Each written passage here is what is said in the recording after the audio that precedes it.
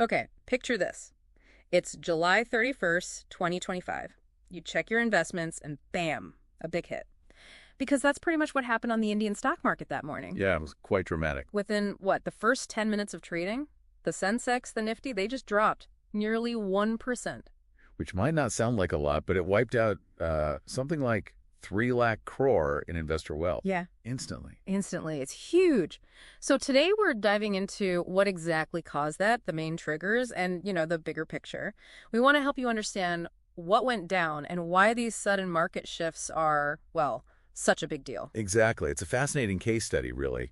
Shows how quickly things can turn and what forces are at play, both the shocks and maybe the underlying strengths, too. Right. So let's start with the spark. What was the immediate catalyst for that fire sale? Well, the big headline, the thing that really shook things up, was an announcement from the U.S., from President Trump. Ah, okay. Tariffs again. You got it. Yeah. He announced a pretty hefty 25% tariff on a whole bunch of Indian imports, said it would kick in August 1st. Wow, 25%. That's significant. It is.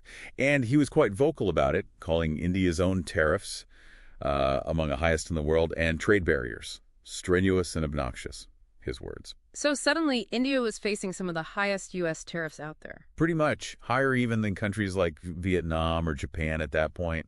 Analysts immediately started flagging the vulnerable sectors, garments, pharma, auto parts, stuff like that. And this came out of the blue. Largely, yes. Yeah. It seemed quite unanticipated, this specific broad tariff move. And markets, as you know, they just hate uncertainty. So you saw that massive, immediate sell-off. A classic reaction to geopolitical shock. Absolutely. Textbook example, really. But it wasn't just the tariff news hitting a calm market, was it? There were other things brewing, right? Things that maybe made the reaction worse. Oh, definitely. You're right. It wasn't in a vacuum. Adding fuel to that fire was the ongoing selling by foreign institutional investors, FIIs. Ah, the FIIs. They'd been selling for a while. They had. July 31st was actually their 8th straight session of net selling. They'd already pulled out, I think, over 17,000 crore just in July up to that point. Wow.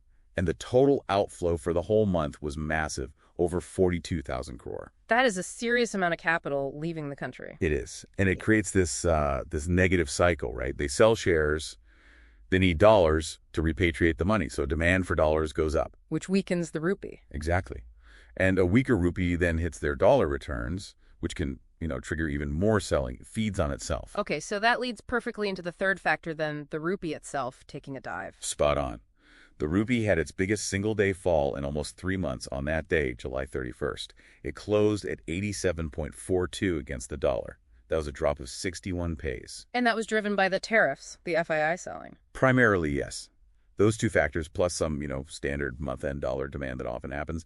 But the tariffs and the FII outflows were the big drivers. And a weaker rupee has different effects across the board, right? Right. It does. It's tricky. For companies that import a lot, like oil and gas, it means higher costs. Yeah. Hits their profits. But for exporters?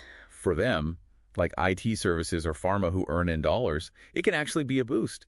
Their dollar earnings translate into more rupees, can make them look more competitive globally, potentially. Yeah. So you get winners and losers from the same currency move. Right. So putting it all together, you have this unexpected U.S. tariff shock landing right when FIIs are already selling heavily, and that combined pressure just pushes the rupee down sharply. That's the core sequence of events, yeah.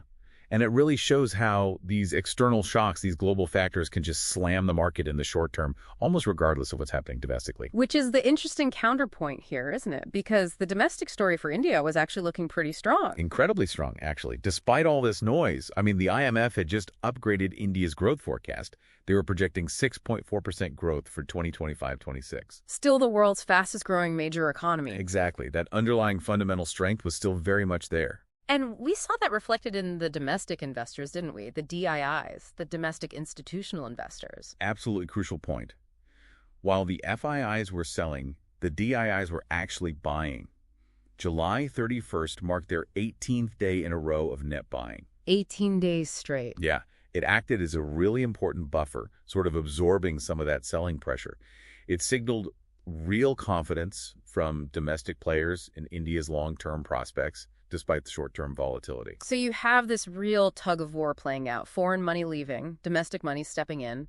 A fascinating dynamic. It really is. And that kind of leads us to the final thought we wanted to leave you with, something to chew on. Well, think about this seeming contradiction. You have FIIs dumping shares in the main market day after day, but reports also suggested they were still quite active, even buying into new IPOs, the initial public offerings. Right, investing in new companies, even while selling existing holdings. Exactly. So what is that behavior, coupled with the unwavering buying from the domestic institutions, the DIIs? What does that mix tell us about how investors really see India's long-term story, even when the daily headlines are all about tariffs and currency swings? It suggests a complex picture, doesn't it? Short-term jitters versus long-term bets. Precisely. Something to ponder beyond the day-to-day market noise. If you like the content, please like and subscribe. Comment on Finance Seco India